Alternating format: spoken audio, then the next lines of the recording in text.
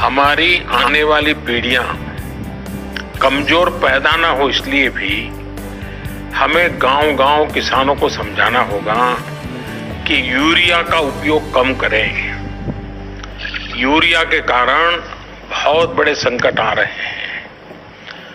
Urea से हमारी मिट्टी, हमारे जल, उस पर बहुत विपरीत असर होता है। और इसलिए पल्लवी जी, आप जैसे प्रधान गांव वालों को समझाए कि भाई अब गांव में पहले अगर 10 थैली आता था यूरिया तो अब 5 थैली आएगा, पहले 100 थैली आता था तो 50 थैली आएगा, हम आधा कर देंगे। आप देखिए पैसा भी बचेगा और ये हमारी धरती माता भी बचेगी। तो मैं चाहूंगा कि जब पंजाब के किसानों से बात हो रही है और पल्लवी जैसे प्रधान से बात हो रही है, तो मुझे पक्का विश्वास है कि आप ये काम करोगे। और मेरी तरफ से आपको बहुत बधाई, बहुत शुभकामनाएं। आइए हम महाराष्ट्र चलते हैं। भोले भाले किसान अधिक उत्पादन के लालच में फंसकर रासायनिक खाद व कीटनाशकों का प्रयोग करने लगे। बैलों की जगह ट्रैक्टर से जुताई होने लगी। शुरुआत में कम रासायनिक खादों के प्रयोग से अधिक उत्पादन हुआ।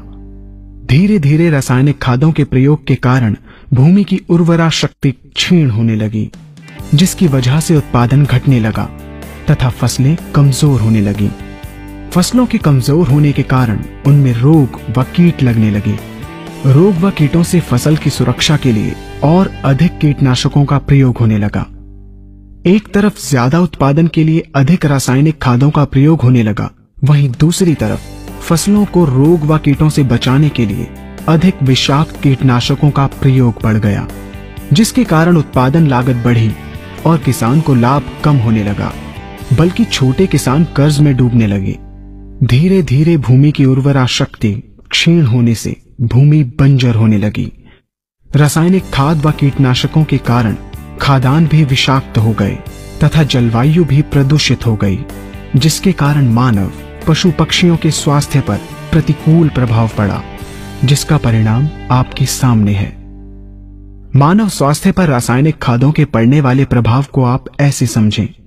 जब किसान फसल में रासायनिक खाद डालता है तो रासायनिक खाद में उपस्थित विषाक्त रसायन जल में घुलकर सबसे पहले जल को प्रदूषित कर भूमि के अंदर उपस्थित केचुए व सूक्ष्म जीवाणुओं को मार देता है। ये बात सभी किसान अच्छी तरह से जानते हैं कि केचुए व अन्य सूक्ष्म जीवाणु भूमि की उर्वरा शक्ति को बढ़ाने के लिए अति आवश्यक होते हैं। विषाक्त रसायन के कारण इनकी मृत्यु हो जाने से भूमि की उर्वरा शक्ति नष्ट हो जाती है तथा भूमि कठोर होकर बंजर होने लगती है। रासायनिक खादों के विषाक्त रसायन पानी के माध्यम से अन्य खनिजों के साथ फसल के अंदर पहुंचकर फसलों को विषाक्त बना देते हैं। बाद में जब खाद्यान्न के रूप में मनुष्य या अन्य पशु इन्हें खाते हैं तो ये विषाक्त रसायन मानव स्वास्थ्य पर बहुत ही बुरा प्रभाव डालते हैं तथा मनुष्य के अंदर तरह तरह के रोग उत्पन्न करते हैं। जब हम जैविक खाद का प्रयोग भूमि पर करते हैं तो जैविक खाद पानी में मिलकर पानी को प्रदूषित नहीं करती।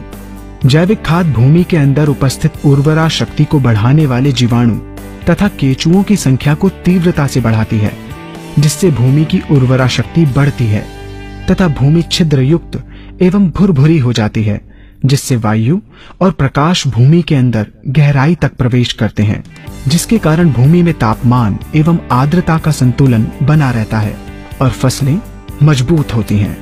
जैविक खाद में विद्यमान तत्व खाद्यान्न के माध्यम से मानव व पशु पक्षियों के शरीर में पहुंचकर स्वास्थ्य लाभ पहुंचाते हैं। जैविक खादों के प्रयोग से फसलें अच्छी और मजबूत होती हैं, जिसके कारण उन पर रोगों एवं कीटों का ज्यादा प्रभाव नहीं पड़ता। यदि किसी प्राकृतिक कारणवश कीटों व रोगों का प्रभाव अगर पड़ता भी है तो गौमूत्र एवं औषधीय वनस्पतियों के घोल के छिड़काव करने से फसलों को रोग एवं कीटों से बचाया जा सकता है।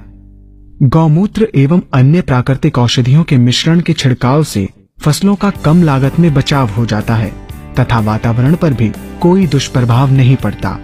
यहाँ हम आपको तालिकाबद्ध तरीके से दोनों